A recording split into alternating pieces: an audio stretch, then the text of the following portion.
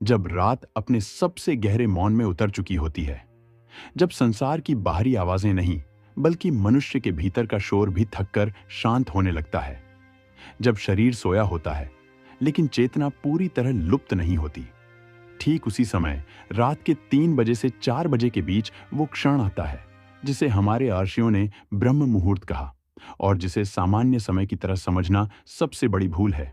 ये कोई घड़ी में दर्ज किया गया समय नहीं है। ये कोई धार्मिक नियम या पूजा का आदेश नहीं है, बल्कि यह वो सूक्ष्म संधि है जहां अंधकार पूरी तरह गया नहीं होता और प्रकाश अभी आया नहीं होता और सत्य हमेशा इसी बीच की अवस्था में प्रकट होता है। दिन में मनुष्य विचारों में उलझा रहता है, अहंकार सक्रिय रहता है, स्मृतियां, योजनाएं, इच्छाएं और डर एक साथ बोलते रहते हैं। लेकिन रात के 3 बजे से 4 बजे के बीच यह सब थक चुका होता है, मन की पकड़ ढीली पड़ चुकी होती है और अहंकार का शोर लगभग समाप्त हो चुका होता है। और जब अहंकार शांत होता है तभी आत्मा बोल सकती है। इसीलिए योगानंद कहते थे कि मनुष्य वास्तव में दिन में नहीं जीता, वह रात में बनता है, क्योंकि दिन समाज का होता है लेकिन रात मनुष्य की अपनी होती है। और उस रात का भी यह अंतिम पहर उसकी चेतना के सबसे करीब होता है। इस समय मनुष्य न पूरी तरह सो रहा होता है और न पूरी तरह जागा होता है। वो नींद और जागृति के बीच की उस पतली रेखा पर खड़ा होता है जहां ध्यान अपने आप घटित होता है, बिना प्रयास के, बिना किसी विधि के, बिना किसी संघर्ष के। यही कारण है कि इस समय किसी को बिना कारण आंख खुल जाती है, किसी को भीतर अचानक गहरी शांति महसूस होती है, किसी को हृदय भारी और हल्का दोनों लगता है, किसी की आंखों से आंसू बहने लगते हैं बिना किसी दुख के, और कोई इसे नींद की गड़बड़ी समझकर फिर से सो जाता है, जबकि वास्तव में यह आत्मा की पहली दस्तक होती है। रात के 3 बजे से 4 बजे के बीच शरीर के भीतर श्वास का स्वाभाविक संतुलन बदलने लगता है। योग की भाषा में कहा गया है कि इस समय एड्डा और पिंगला स्वयं संतुलन में आती है। श्वास इतनी सूक्ष्म हो जाती है कि कभी कभी लगता है जैसे चल ही नहीं रही, और यहीं अधिकतर लोग डर जाते हैं, क्योंकि उन्हें पहली बार यह अनुभूति होती है कि वे केवल शरीर नहीं हैं। यह डर किसी खतरे का संकेत नहीं है, यह अज्ञान का संकेत है, क्योंकि बचपन से हमें शरीर के साथ जीना सिखाया गया है। इसलिए जैसे ही शरीर की पकड़ थोड़ी ढीली होती है, मन भय पैदा करता है। जबकि योगानंद स्पष्ट कहते थे कि यह मृत्यु नहीं है, यह जीवन की पहली झलक है। इस समय सबसे बड़ी भूल यह होती है कि मनुष्य कुछ करने की कोशिश करने लगता है, ध्यान करने लगता है, मंत्र जपने लगता है, अनुभव को पकड़ने की कोशिश करता है, जबकि ब्रह्म मुहूर्त कर्म का नहीं बल्कि अनुमति देने का समय है। जैसे सूर्य को उगाने की कोशिश नहीं की जाती, बल्कि उसकी रोशनी में खड़ा हुआ जाता है। अगर इस समय आपकी आंख अपने आप खुल जाए और भीतर कुछ हल्की सी शांति या खालीपन महसूस हो, तो शरीर को हिलाना नहीं चाहिए, रोशनी नहीं जलानी चाहिए, मोबाइल तो बिल्कुल नहीं उठाना चाहिए। बस आंखें बंद रखकर श्वास को वैसे ही देखने देना चाहिए जैसी वह अपने आप चल रही है, क्योंकि श्वास शरीर और आत्मा के बीच का सेतु है, और इसे देखने से चेतना अपने आप गहराती चली जाती है। जो लोग इस समय होने वाले अनुभवों को अगले दिन दूसरों को बताने लगते हैं, वे अनजाने में उस ऊर्जा को नष्ट कर देते हैं, क्योंकि जो बीज अभी मिट्टी में है उसे उखाड़ कर दिखाया नहीं जाता, उसे चुपचाप बढ़ने दिया जाता है। और योगानंद कहते थे कि जहां गर्व आया वहां साधना रुक जाती है। बहुत लोग कहते हैं कि वे इस समय जागते हैं फिर भी कुछ नहीं घटता, लेकिन योगानंद का उत्तर बहुत स्पष्ट था कि रात का अनुभव दिन भर के जीवन का प्रतिबिंब होता है। अगर दिन भर मन प्रतिक्रिया में जी रहा है, अगर दिन भर विचारों का शोर है, अगर दिन भर भीतर की आवाज को अनसुना किया गया है, तो रात को चेतना गहराई में नहीं जाएगी। ब्रह्म मुहूर्त का रहस्य यह है कि यह कोई अलग घटना नहीं है, यह पूरे जीवन की दिशा को धीरे धीरे मोड़ने वाला क्षण है। क्योंकि जब आप इस समय साक्षी बनना सीखते हैं, तो वही साक्षी भाव दिन में भी उतरने लगता है, और तब जीवन में प्रतिक्रिया कम होती है, समझ बढ़ती है और भीतर एक स्थिर आधार बनता है। यह अनुभव चमत्कारों के लिए नहीं है, न सिद्धियों के लिए, न दर्शन के लिए, बल्कि इसलिए है कि मनुष्य पहली बार यह समझ सके कि वे अपने विचार नहीं हैं, अपने डर नहीं हैं, अपने शरीर तक सीमित नहीं है, बल्कि वे वह मौन है जिसमें यह सब आता जाता है। योगानंद ने कहा था कि जिस दिन तुम्हें दिन और रात में कोई अंतर महसूस नहीं होगा, समझ लेना कि तुम जाग चुके हो, क्योंकि तब ब्रह्म मुहूर्त केवल रात के 3 बजे से 4 तक सीमित नहीं रहेगा, वह तुम्हारे पूरे जीवन में फैल जाएगा। ब्रह्म मुहूर्त कोई समय नहीं है, वह एक द्वार है और यह द्वार हर रात खुलता है। प्रश्न केवल इतना है कि जब वह खुलता है तब तुम उपस्थित होते हो या फिर हर बार की तरह सोकर उसे टाल देते हो। लेकिन ब्रह्म मुहूर्त के 3 से 4 के बीच का समय केवल शांति का अनुभव कराने के लिए नहीं होता। यह समय वास्तव में मनुष्य की पूरी जीवन धारा को चुपचाप मोड़ने के लिए आता है, बिना किसी घोषणा के, बिना किसी शोर के। ठीक वैसे ही जैसे नदी का बहाव धीरे धीरे बदल जाता है और किनारों को भी पता नहीं चलता कि दिशा बदल चुकी है। इस समय जो मौन भीतर उतरता है वह साधारण मौन नहीं होता। वह विचारों के रुकने का मौन नहीं, बल्कि विचारों के पीछे खड़े देखने वाले का मौन होता है। और यही वह बिंदु है जहां अधिकतर लोग चूक जाते हैं, क्योंकि वे अनुभव को देखने लगते हैं लेकिन देखने वाले को नहीं देखते। योगानंद कहते थे, अनुभव आते जाते रहते हैं। प्रकाश आएगा, अंधकार आएगा, कंपन आएगा, शांति आएगी, खालीपन आएगा। लेकिन अगर तुम इनमें से किसी को पकड़ने लगे तो तुम फिर मन के खेल में उतर गए और ब्रह्म मुहूर्त का द्वार धीरे धीरे बंद होने लगता है। इस समय सबसे सूक्ष्म साधना यह है कि भीतर यह भाव बना रहे कि जो कुछ भी हो रहा है वह मेरे सामने घट रहा है, मेरे भीतर नहीं।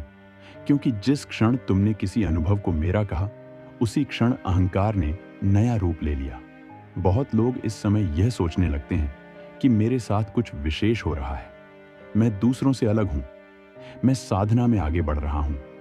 और यही विचार उस पूरी गहराई को जड़ से काट देता है, क्योंकि ब्रह्म मुहूर्त विशिष्टता नहीं, साधारणता चाहता है।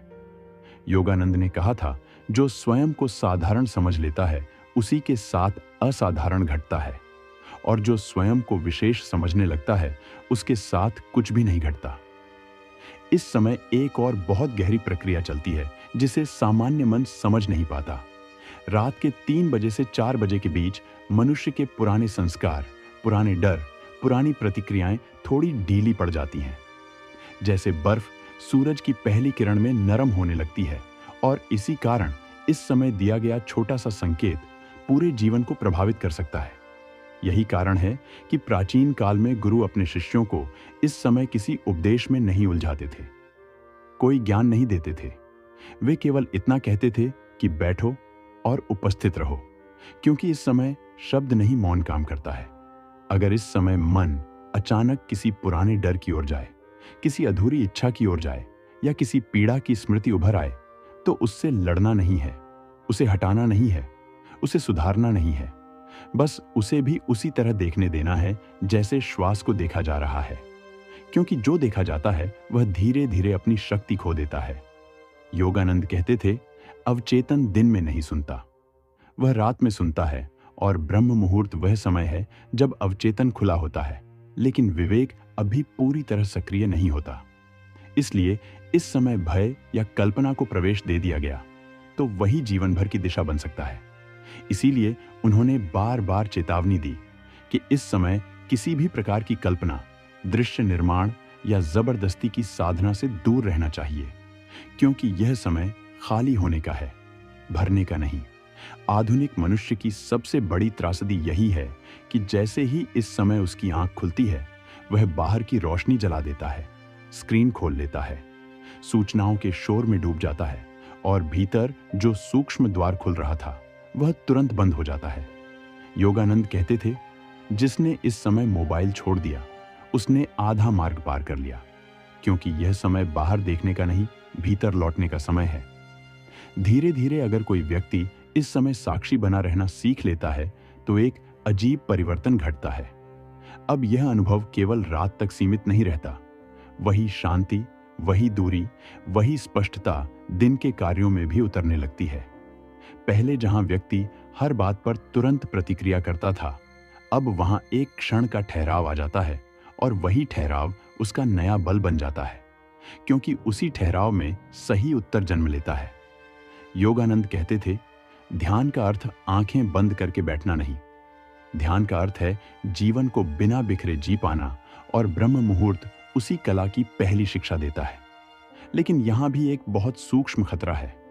जब व्यक्ति इस अनुभव को अपनी पहचान बना लेता है, जब वह सोचने लगता है कि मैं वह हूं जिसे ब्रह्म मुहूर्त का अनुभव होता है, तब वही अनुभव बोझ बन जाता है। इसीलिए योगानंद ने कहा था, अनुभव को घर मत बनाओ, अनुभव को द्वार बनाओ, क्योंकि जो द्वार पर रुक जाता है वह आगे नहीं जा पाता। ब्रह्म मुहूर्त का उद्देश्य किसी को साधक बनाना नहीं, किसी को संत बनाना नहीं। इसका उद्देश्य मनुष्य को इतना खाली कर देना है कि जीवन अपने आप उसमें उतर सके। और अंततः एक दिन ऐसा आता है जब व्यक्ति को यह अनुभव होने लगता है कि अब उसे किसी विशेष समय की प्रतीक्षा नहीं करनी पड़ती। भीतर का मौन अब समय का मोहताज नहीं रहा। वह चलते हुए भी है, बोलते हुए भी है, काम करते हुए भी है। योगानंद कहते थे, यही वास्तविक जागरण है। जब रात और दिन का अंतर मिटने लगे, जब साधना और जीवन अलग अलग ना रहे, जब ब्रह्म मुहूर्त केवल 3 से 4 का समय ना रहकर पूरे अस्तित्व में फैल जाए। क्योंकि ब्रह्म मुहूर्त कोई समय नहीं, वह चेतना की वह अवस्था है जहां मनुष्य पहली बार जीवन को नियंत्रित करने की जगह जीवन को होने देना सीखता है। और उसी दिन से जीवन बोझ नहीं, उत्सव बनना शुरू हो जाता है। और यही कारण है कि यह समय हर रात आता है, बिना किसी भेदभाव के, बिना यह देखे कि तुम साधक हो या नहीं। प्रश्न केवल इतना है कि जब यह समय आता है तब तुम जागे होते हो, या फिर हर बार की तरह उस सबसे कीमती द्वार को नींद में खो देते हो। लेकिन ब्रह्म मुहूर्त के 3 से 4 के बीच का समय जितना शांत दिखाई देता है, भीतर उतना ही क्रांतिकारी होता है। क्योंकि यह वह क्षण है जहां मनुष्य का पुराना जीवन धीरे धीरे अपनी पकड़ खोने लगता है और नया जीवन बिना शोर किए आकार लेने लगता है। इस समय जो मौन उतरता है वह कोई साधारण शांति नहीं होती। यह वह मौन होता है जिसमें आपकी पुरानी पहचाने, मैं कौन हूं, मुझे क्या बनना है, मुझे क्या पाना है, सब कुछ थोड़ी देर के लिए ढीला पड़ जाता है। और पहली बार आपको यह अनुभव होने लगता है कि आपके जीवन की कहानी उतनी ठोस नहीं है जितनी आप दिन में मानते हैं। दिन में मनुष्य अपने नाम से बंधा रहता है, अपने काम से, अपनी भूमिका से, अपने रिश्तों से। लेकिन रात के 3 बजे से 4 बजे के बीच यह सब जैसे थोड़ी देर के लिए पीछे हट जाता है और एक अजीब सा खालीपन सामने आ खड़ा होता है, जिसे अधिकतर लोग डर समझ लेते हैं, जबकि वास्तव में वही खालीपन स्वतंत्रता की पहली झलक होता है। योगानंद कहते थे, मनुष्य खालीपन से इसलिए डरता है क्योंकि खालीपन में मन का कोई काम नहीं रहता। वहां ना योजना है, ना नियंत्रण है, ना भविष्य की कल्पना है, और मन का पूरा अस्तित्व इन्हीं पर टिका होता है। इसलिए जैसे ही यह सब गिरने लगता है, मन भय पैदा करता है। इस समय अगर कोई व्यक्ति उस भय से भागता नहीं, अगर वह उस खालीपन को भरने की कोशिश नहीं करता, अगर वह उसे सहन कर लेता है, तो धीरे धीरे वही खालीपन उसे संभालने लगता है। और यह जीवन का सबसे बड़ा उलटफेर होता है, जहां अब आप जीवन को संभालते नहीं, जीवन आपको संभालने लगता है। ब्रह्म मुहूर्त में चेतना का यह विस्तार अचानक नहीं होता। यह बहुत सूक्ष्म प्रक्रिया है। जैसे अंधेरे में आंखें धीरे धीरे रोशनी की अभ्यस्त होती हैं। पहले कुछ भी साफ नहीं दिखता, फिर आकृतियां उभरती हैं और अंत में पूरा दृश्य स्पष्ट हो जाता है। इसी तरह इस समय पहले केवल शांति महसूस होती है, फिर एक दूरी महसूस होती है, फिर एक साक्षी भाव पैदा होता है, और अंततः एक दिन ऐसा आता है जब देखने वाला और देखा जाने वाला अलग अलग नहीं रहते। यही वह बिंदु है जहां भाषा असहाय हो जाती है, क्योंकि जो घटता है वह किसी अनुभव की तरह नहीं, बल्कि अस्तित्व की तरह घटता है। और इसीलिए योगानंद कहते थे कि ब्रह्म मुहूर्त का सत्य समझाया नहीं जा सकता, केवल जिया जा सकता है। इस समय एक और बहुत गहरी प्रक्रिया घटती है, जिसे सामान्य मन पकड़ नहीं पाता। रात के अंतिम प्रहर में मनुष्य के भीतर जमा हुए पुराने कर्म संस्कार थोड़ी देर के लिए अपनी पकड़ खो देते हैं, जैसे गांठें ढीली पड़ जाती हैं, और पहली बार यह संभावना बनती है कि मनुष्य वही ना दोहराए जो वह सालों से दोहराता आया है। यही कारण है कि अगर इस समय कोई व्यक्ति भीतर साक्षी बना रहना सीख ले, तो दिन में उसके पुराने स्वभाव, उसकी प्रतिक्रियाएं, उसके गुस्से, उसकी घबराहट, उसकी तुलना सब धीरे धीरे कमजोर पड़ने लगते हैं, बिना किसी प्रयास के। योगानंद कहते थे, परिवर्तन संघर्ष से नहीं आता, परिवर्तन समझ से आता है और ब्रह्म मुहूर्त समझ का द्वार है।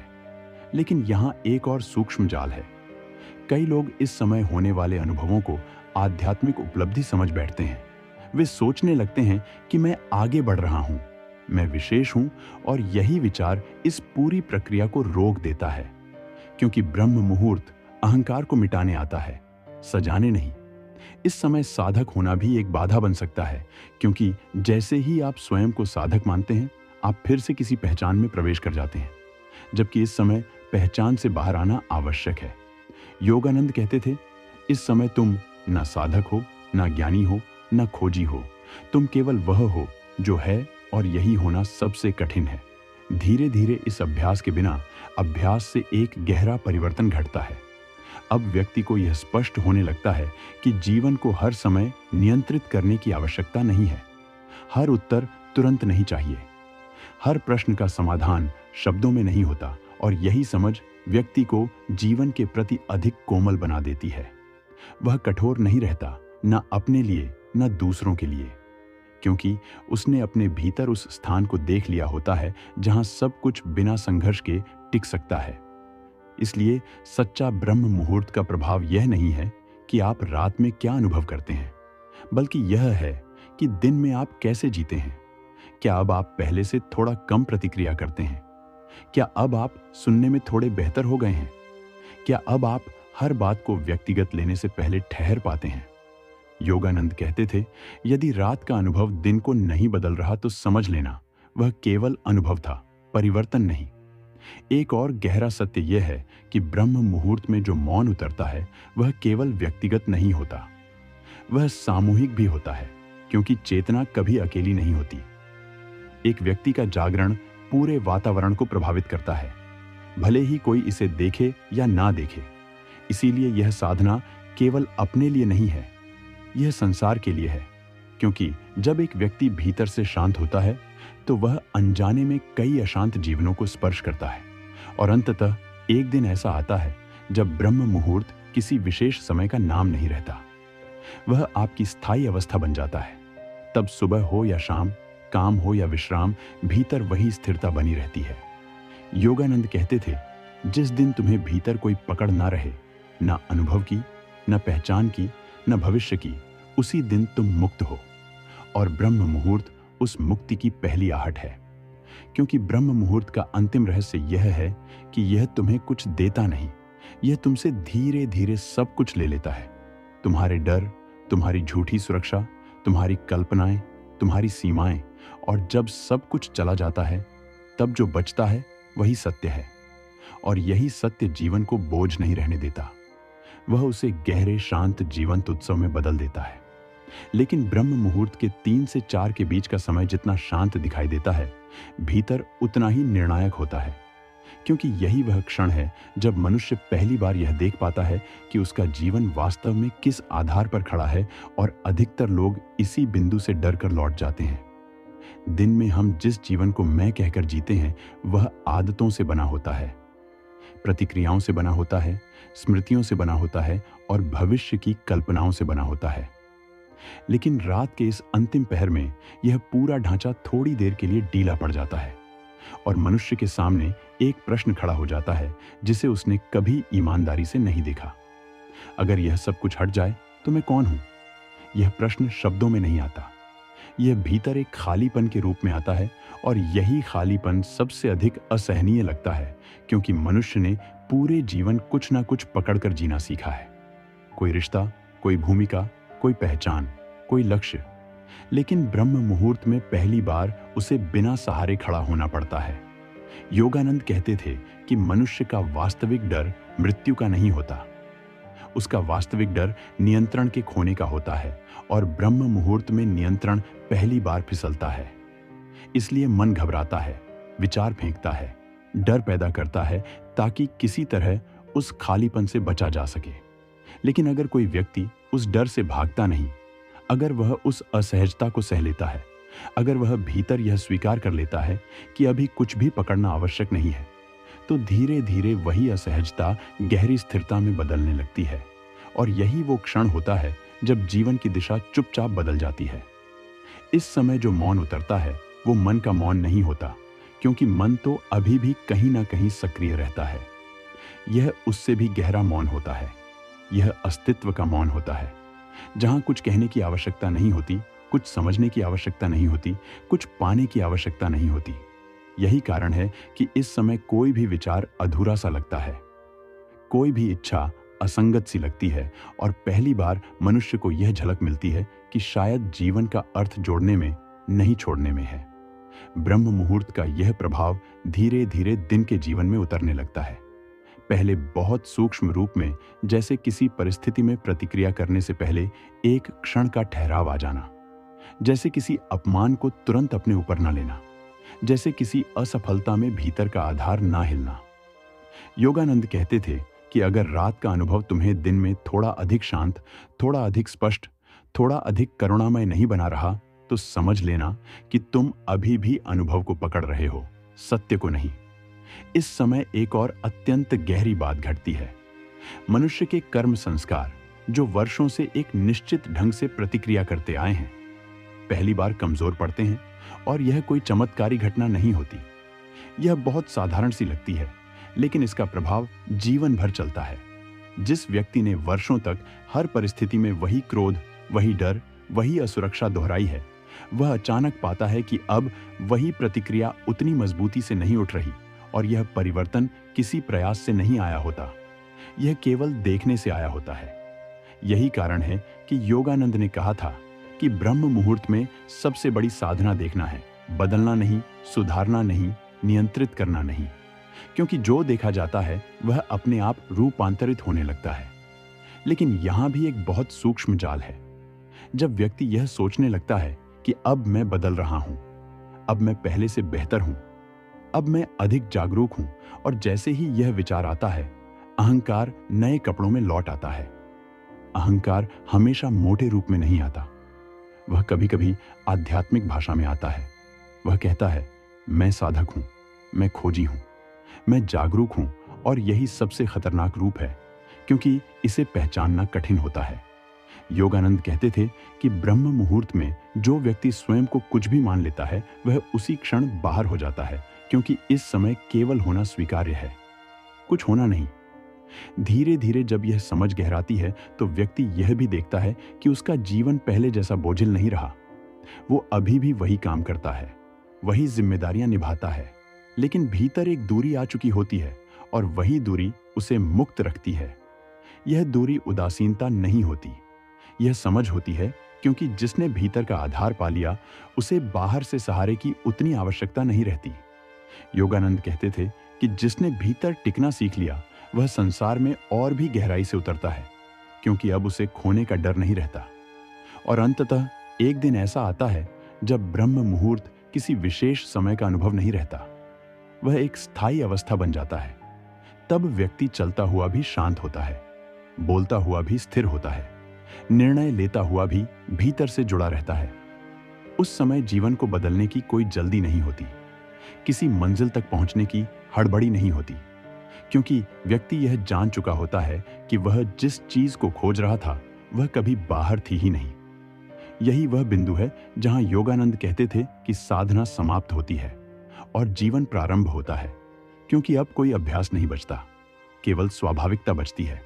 और अंत में ब्रह्म मुहूर्त का सबसे गहरा रहस्य यही है कि यह तुम्हें कुछ सिखाने नहीं आता, यह तुम्हें तुम्हारी झूठी परतों से मुक्त करने आता है, ताकि जो तुम पहले से हो वह प्रकट हो सके।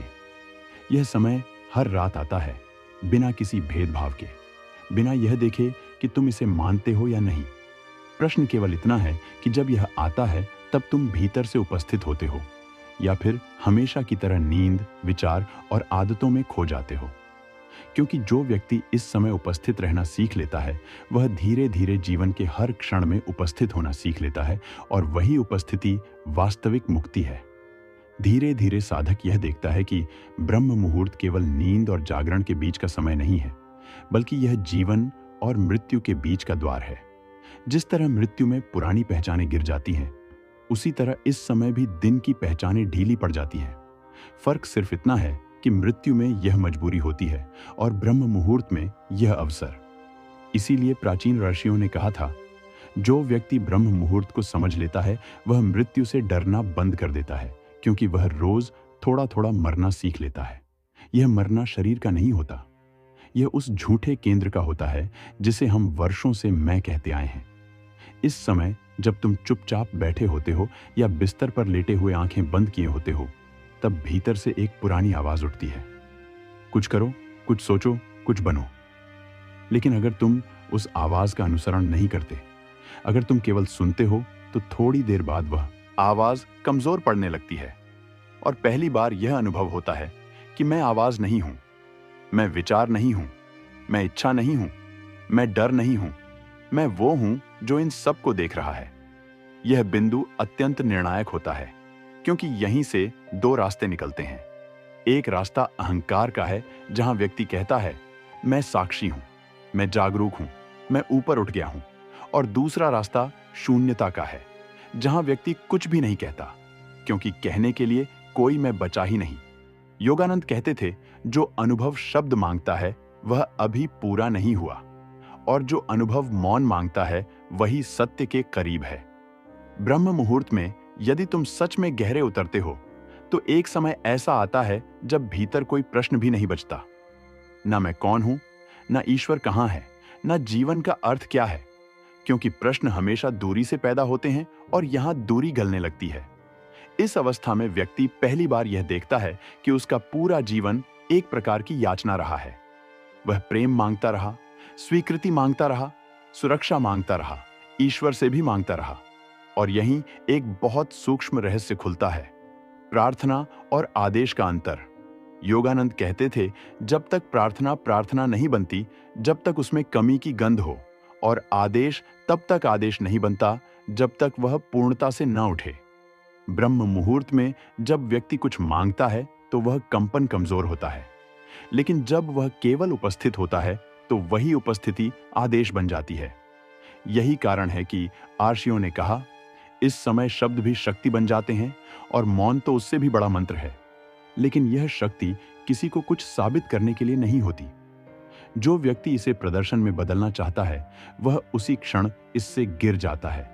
यह शक्ति अत्यंत निजी होती है, इतनी निजी कि इसे बताने की इच्छा भी नहीं उठती। धीरे धीरे साधक यह भी देखता है कि ब्रह्म मुहूर्त में जो अनुभव होता है वह दिन के दुख सुख से स्वतंत्र होने लगता है। पहले जीवन अच्छा हो तो शांति होती थी, अब शांति हो तो जीवन जैसा भी हो स्वीकार्य लगता है। यहीं से कर्म का बंधन ढीला पड़ता है। कर्म समाप्त नहीं होता, लेकिन कर्म का बोझ समाप्त होने लगता है, क्योंकि अब कर्म मैं कर रहा हूं से नहीं निकलता, वह सहजता से घटता है। योगानंद कहते थे, जिस दिन तुम्हारा जीवन प्रयास से नहीं प्रवाह से चलने लगे, समझ लेना कि ब्रह्म मुहूर्त तुम्हारे भीतर उतर चुका है। और फिर एक और अत्यंत गहरा परिवर्तन आता है।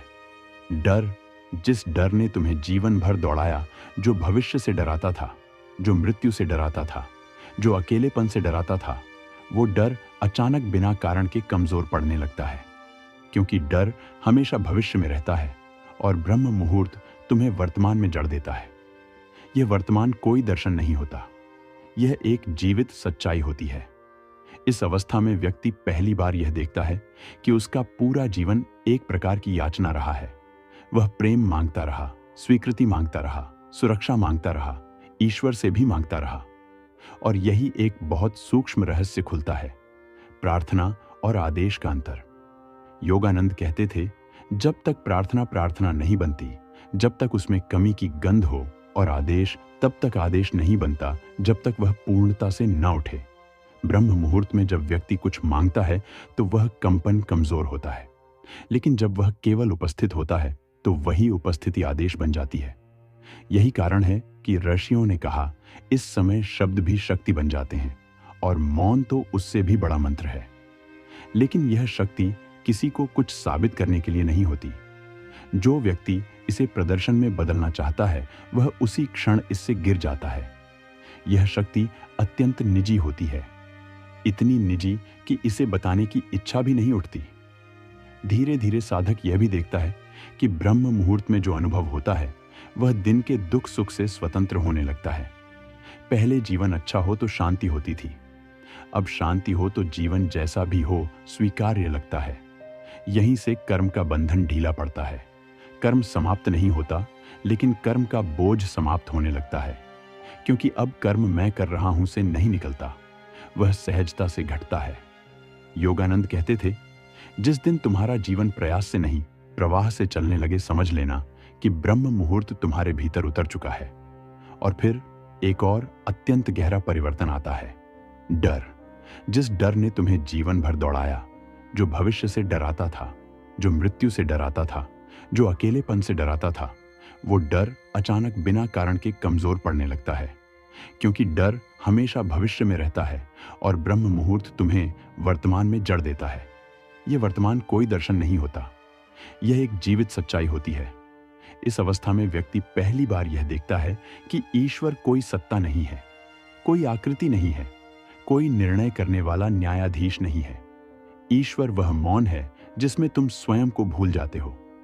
योगानंद कहते थे, जिस दिन तुम्हें ईश्वर को याद करने की आवश्यकता ना रहे, उस दिन ईश्वर प्रकट हो जाता है। और अंत में, बहुत अंत में, एक दिन ऐसा आता है जब ब्रह्म मुहूर्त सुबह के समय तक सीमित नहीं रहता। तुम भीड़ में होते हुए भी अकेले नहीं होते, तुम संघर्ष में होते हुए भी टूटते नहीं, तुम प्रशंसा में भी फूलते नहीं और निंदा में भी सिकुड़ते नहीं। तब जीवन एक साधना नहीं रहता, जीवन स्वयं ध्यान बन जाता है। और यही कि इस पूरी यात्रा का अंतिम सत्य है।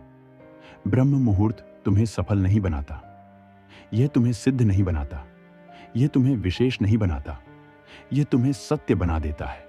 और सत्य को कुछ बनने की आवश्यकता नहीं होती। जब साधक इस स्तर तक पहुंच जाता है जहां ब्रह्म मुहूर्त उसके लिए केवल एक समय नहीं रह जाता, बल्कि एक जीवित अनुभूति बन जाता है, तब एक बहुत सूक्ष्म लेकिन निर्णायक परिवर्तन घटित होता है। और वो यह कि अब साधक अपने जीवन को सुधारने की कोशिश करना बंद कर देता है, क्योंकि उसे पहली बार यह दिखाई देने लगता है कि जीवन को सुधारा नहीं जाता, जीवन को समझा जाता है। और जैसे ही समझ आती है, सुधार अपने आप घटने लगता है। यहीं पर मनुष्य की सबसे पुरानी भूल उजागर होती है, क्योंकि अब तक वह यही मानता आया था कि अधिक प्रयास, अधिक नियंत्रण और अधिक अनुशासन से वह शांति तक पहुंचेगा। लेकिन ब्रह्म मुहूर्त के गहरे स्पर्श में उसे यह अनुभव होने लगता है कि शांति प्रयास का परिणाम नहीं, शांति तो प्रयास के गिर जाने का परिणाम है। इस अवस्था में व्यक्ति भीतर एक ऐसे ठहराव को महसूस करता है जो न आलस्य है, न निष्क्रियता, बल्कि वह ठहराव है जहां से हर क्रिया जन्म लेती है। और यही वह बिंदु है जहां कर्म पहली बार बंधन नहीं, अभिव्यक्ति बन जाता है। योगानंद ने इसी अवस्था के लिए कहा था कि जब तुम्हारा कार्य तुम्हारी पहचान नहीं रह जाता, तब कार्य पूजा बन जाता है। और जब कार्य पूजा बन जाता है, तब जीवन में कुछ भी छोटा नहीं रह जाता। ब्रह्म मुहूर्त की यह गहराई साधक को यह भी दिखाने लगती है कि उसका सारा दुख किसी बाहरी परिस्थिति से नहीं, बल्कि उस आंतरिक प्रतिरोध से पैदा हुआ है जो वह हर क्षण जीवन के खिलाफ खड़ा करता रहा है। और जैसे ही यह प्रतिरोध ढीला पड़ता है, दुख बिना किसी प्रयास के गलने लगता है। इस समय साधक को यह भी स्पष्ट दिखाई देता है कि उसके भीतर जो लगातार भविष्य की चिंता करता रहा है, योजनाएं बनाता रहा है, डरता रहा है, वही उसका शत्रु नहीं था, बल्कि वो एक थका हुआ रक्षक था जिसे कभी विश्राम नहीं मिला। और ब्रह्म मुहूर्त उस रक्षक को पहली बार विश्राम देता है। यही कारण है कि इस समय भीतर से रोने का भाव भी उठ सकता है, बिना किसी कारण के, बिना किसी स्मृति के, क्योंकि वर्षों से दबा हुआ बोझ अब पिघलने लगता है। और यह आंसू कमजोरी नहीं होते, यह आत्मा की पहली सांस होते हैं। इस स्तर पर पहुंचकर साधक यह भी देखता है कि प्रेम जिसे वह अब तक किसी व्यक्ति, किसी संबंध या किसी अपेक्षा से जोड़ता रहा था, वह वास्तव में उसकी अपनी अवस्था थी। और जैसे ही भीतर की पकड़ ढीली होती है, प्रेम अपने आप बहने लगता है, बिना दिशा, बिना मांग, बिना शर्त।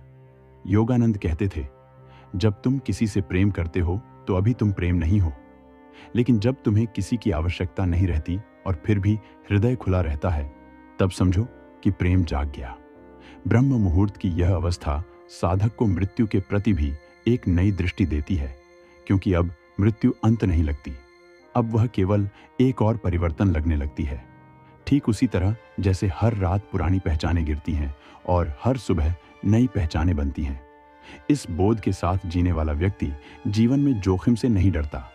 वह संबंधों में भी पूरी तरह उतरता है और अलभाव में भी नहीं टूटता, क्योंकि अब उसकी जड़ किसी बाहरी सहारे में नहीं बल्कि उस मौन में होती है जो ब्रह्म मुहूर्त ने उसे दिखाया है। धीरे धीरे साधक यह भी समझने लगता है कि ईश्वर को पाने की सारी दौड़ एक भ्रम थी, क्योंकि ईश्वर कभी खोया ही नहीं था। खोया तो केवल ध्यान था और ध्यान लौटते ही ईश्वर अपने आप प्रकट हो गया। इस अवस्था में प्रार्थना का स्वर भी बदल जाता है। अब प्रार्थना शब्दों से नहीं होती, अब प्रार्थना उस शांत उपस्थिति से होती है जिसमें कुछ मांगा नहीं जाता, फिर भी सब कुछ घटित होता है। योगानंद ने कहा था, जब तुम मांगना छोड़ देते हो तब जीवन तुम्हें वह देना शुरू करता है जिसकी तुम कल्पना भी नहीं कर सकते। ब्रह्म मुहूर्त का यह अंतिम और सबसे गहरा उपहार यही है कि वह साधक को सामान्य बना देता है। इतना सामान्य कि उसे किसी पहचान की आवश्यकता नहीं रहती, किसी विशेषण की आवश्यकता नहीं रहती, और यही सामान्यता उसकी सबसे बड़ी शक्ति बन जाती है। अब वह व्यक्ति समाज में रहते हुए भी समाज से बंधा नहीं रहता, जिम्मेदारियां निभाते हुए भी जिम्मेदारियों से दबता नहीं, क्योंकि अब वह जान चुका होता है कि वह जीवन की धारा में तैर नहीं रहा, वह स्वयं धारा बन गया है। और यहीं आकर ब्रह्म मुहूर्त की यात्रा पूरी नहीं होती, बल्कि यहीं से वास्तविक जीवन की शुरुआत होती है, क्योंकि अब साधना किसी समय की मोहताज नहीं रहती। अब हर क्षण साधना बन सकता है, हर श्वास ध्यान बन सकती है, हर कर्म पूजा बन सकता है।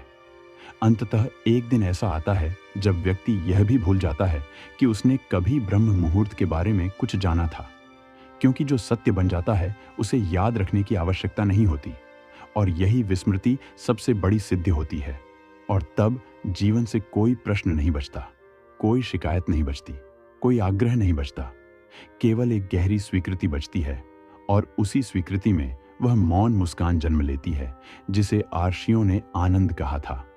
जब साधक इस अवस्था तक पहुंच जाता है जहां ब्रह्म मुहूर्त उसके लिए अभ्यास नहीं बल्कि स्वभाव बन जाता है, तब जीवन की एक और अत्यंत सूक्ष्म परत स्वयं को प्रकट करती है, और वो यह कि अब व्यक्ति को यह स्पष्ट दिखाई देने लगता है कि उसका संघर्ष संसार से कभी था ही नहीं।